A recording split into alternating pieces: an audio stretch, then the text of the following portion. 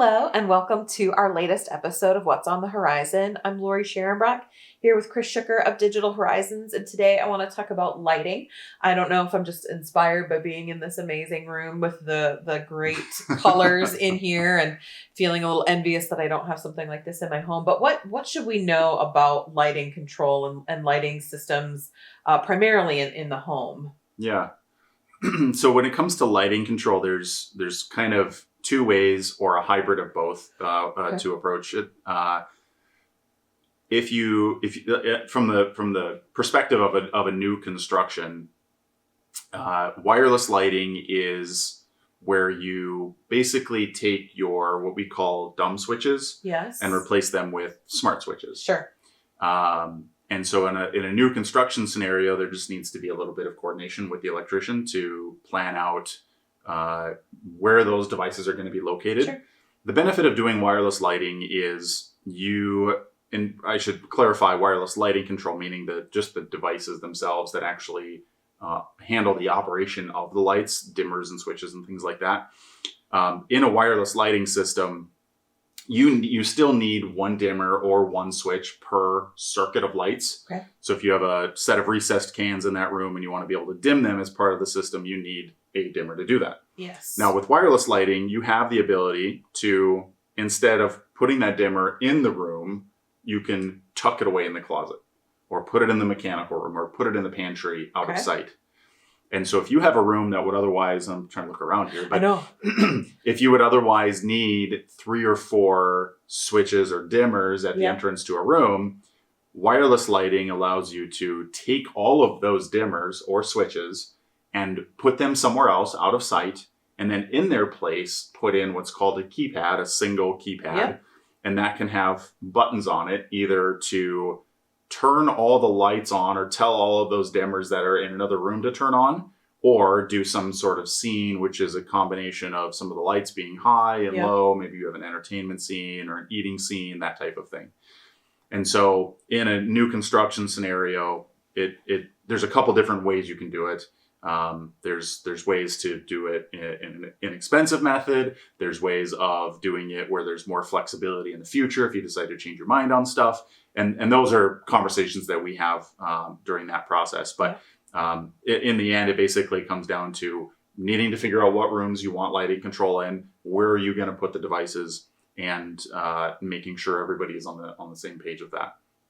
When it comes to the other version, which is called centralized lighting, there's a far more in-depth process involved. So with centralized lighting, there are no more traditional dimmers or switches. They go away. They're gone. And instead, there are devices called lighting modules, right? Okay.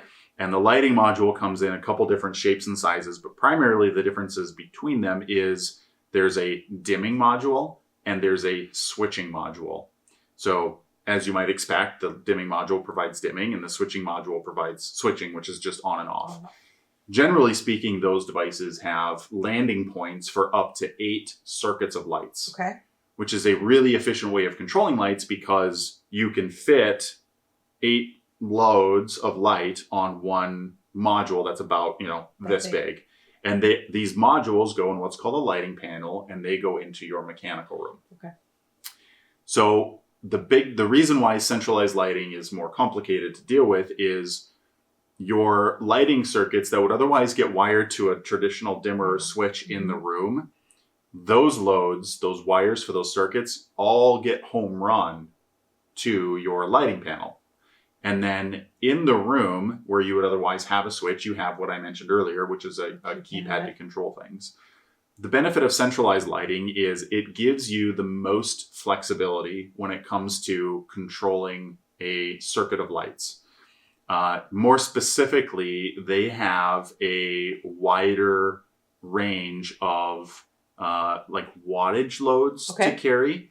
So you can put more lights on a lighting module than you could on a typical dimmer. Typical dimmers, if they're on their own, can only handle 700 or 800 watts of power. If they're together, they have to be derated because of heat dissipation reasons, and you might lose 25 or 30% of the dimmer's capabilities. Whereas when it's all home run, those dimmer modules can handle way more. And so and they also have the ability of just being more flexible with the light, as weird as that sounds. Lights in general don't respond to dimmers the same, and when they're centralized, the centralized devices are just more flexible in handling how the light responds to dimming capabilities. But it also, when everything's home run, if you want to change things, all the wires are to a central location, and it gives you flexibility to do things that way. And then from an in-room perspective, the aesthetic benefits are the same between centralized and wireless, in that all of those, groupings of 2, 3, 4, 5, 6 dimmers are gone and are replaced by a single keypad. So from both systems, you get the aesthetic benefits of both. And the reason centralized lighting takes more effort or more planning is because everything has to be home run. There has to be some coordination with the electrician, because not only do all of the circuits have to be home run, they have to know where they're being home run. With that, and that's relatively the easy part to convey. But if let's say, for example, your home is all centralized lighting and you're home running everything, you can end up with 70 or 80 wires all in one location and have no idea what they are. Yeah. So as part of the process, when we do centralized lighting, is all of those circuits need to have a labeling or a numbering scenario or schema to kind of track where those are going. Yeah. Because not only do you have to know what they are when they get there, but they have to know where to land them on the lighting modules. Yeah. And then we have to, during our process, we have to make sure there isn't too much of a load on a lighting module. So we actually design the lighting to distribute the power needs through the modules effectively. Yeah. So there's a lot more planning that goes into it. But it's if you can do centralized lighting, it is hands down the best way to control the lights in a home. It gives you the most flexibility.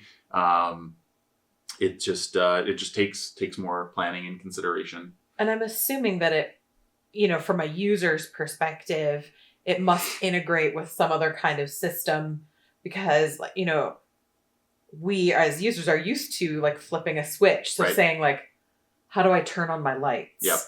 I mean, I'm sure that's kind of a little bit of a hurdle to get through, but then in that actual control, other than the keypads, is there another system or way of doing it that just makes it easy for the homeowner to be turn that light on? Yeah. This room off. So that's actually a common misconception. Sure. So lighting control is the functionality of it and the ease of use really, really falls upon the person or the company that's putting it in. Sure. So with anything that we install, I like, when I'm describing it to customers or people that I'm working with, is I love car analogies. Okay. So for example, if we were to equate putting in a lighting control system and making it easy to use to, let's say, like a Formula One race car. Okay. If you stuck me behind the wheel, I'm not going to know what to do with that car. But you get Schumacher or anybody, they're going to be awesome at it. Yeah. So if we were to take that and explain it from a lighting control perspective, operating it is only going to be as easy as good as is we program it. True. So when we take a bank of light switches in a kitchen, for example, like ours and a lot of the kitchens that we work in are very similar. There's 7 or 8 different circuits of lights, from LED lights, kitchen, sconce lights, recessed lights, all there's 8 potentially different circuits. And so you would think that, well, I just want 8 switches. Well, who actually knows what switch does what? Usually you just go through and you swipe them all up. Yeah.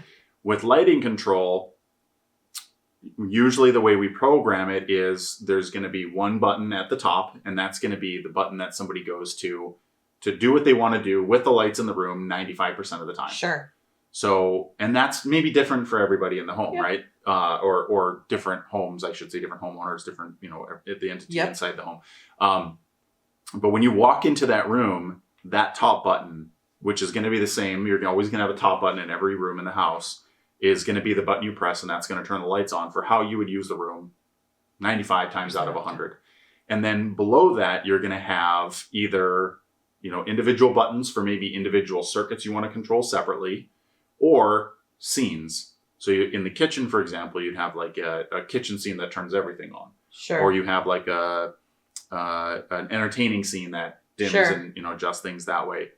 And so while if we do centralized lighting in a home, it'll likely most likely will be Control 4 based.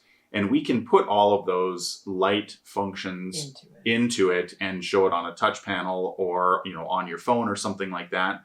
But when you want to, at the moment, turn the lights on, the functionality of the keypad will do what you need it to do most of the time. But if on those odd instances where you might want to tweak things and really adjust stuff, or if you're wanting to convey to us a change in the programming on the buttons, you can go to the interface and, do the slider and go, wow, I really like when it's at 25%. So when I do this button, I want it to do that instead.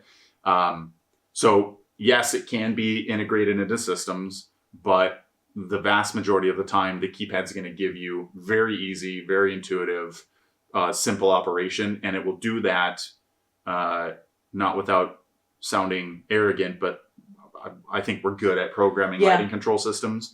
And that's where we usually see them get a bad rap or a falter is they're not programmed correctly. And usually what we see is people that do the programming do too much programming. And so they'll end up with a keypad in a room and there's 7 buttons on the keypad.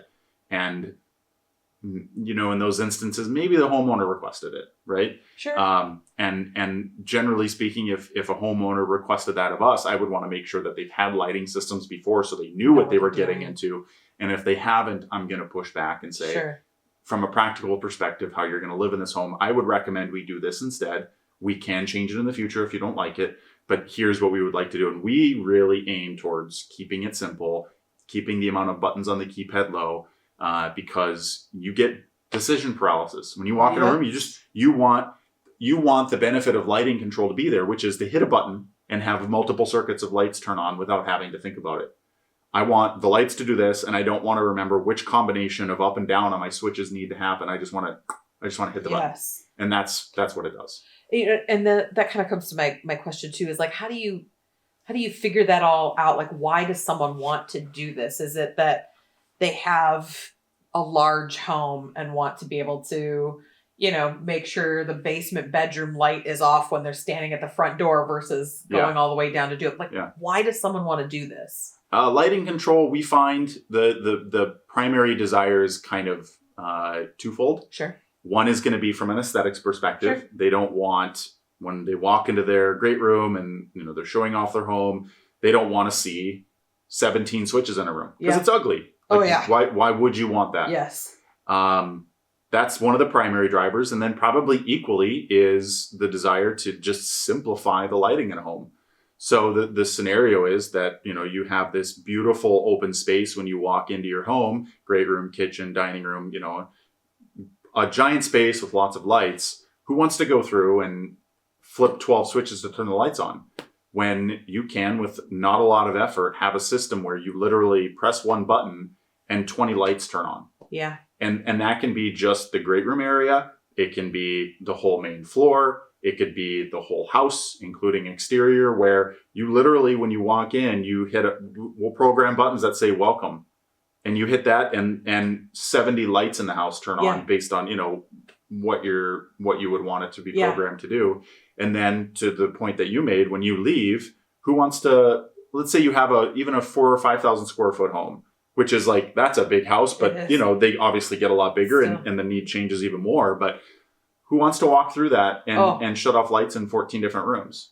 Our home is about 3,000 square feet, 2 levels. Our daughter sleeps in the basement. The kids forget lights. All the time. It's the question I ask her before she leaves. Did you shut all your lights off? Because otherwise I go from the office, down the stairs, down the hallway to have to do it with a switch. Yep. So, I mean, even in smaller square footage than that, it's super annoying to have to do that. So that makes a lot of sense. So there's an all off button that literally turns all the lights off. Yeah. The other really neat thing that, and we're getting down a rabbit hole because there's a lot of stuff you can do with lighting control, but there's a function called vacation mode. We've talked and when you leave, you can enable vacation mode, or if we've installed a security system, we can have it follow the arm and disarm status of the home. So when you arm the system, it kicks on vacation mode, and it vacation mode will continuously keep track of how you use your lights so that when you enable it, it just repeats that process. Sure. So Monday morning at 6:30 a.m., you turn the bedroom lights on. When vacation mode is on, Monday morning at 6:30 a.m., the bedroom lights are going to turn on, which makes the house looked lived in. Yeah. So if someone's driving by the road in a boat nearby and they see a light turn on, it looks like somebody's home. And so from a security perspective, that offers a lot of deterrence, if anything. Well, and it goes back to a point that you talked about earlier that it's really important to work with an electrician on that too. I mean, whatever you do cannot be done in a vacuum. You guys, it's really important to have that kind of communication and say to the electrician, here's what we're going to do, or here's what we want to do. How do we do this together? And most of the time, minus a few firms in the area, when we work with an electrician, they've never done centralized lighting. I bet. They have no idea what it is.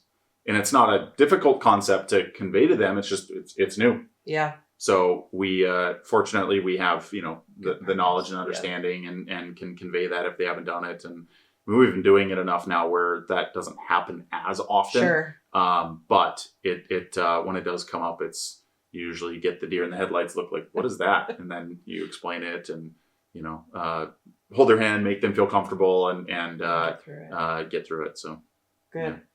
Well, if you guys are curious about that or have more questions about lighting and lighting control and what all that entails, just check the links down below or give these guys a call. And as you can see, they're really knowledgeable and can really talk you through that process. So thanks for joining us today, and we'll see you next episode.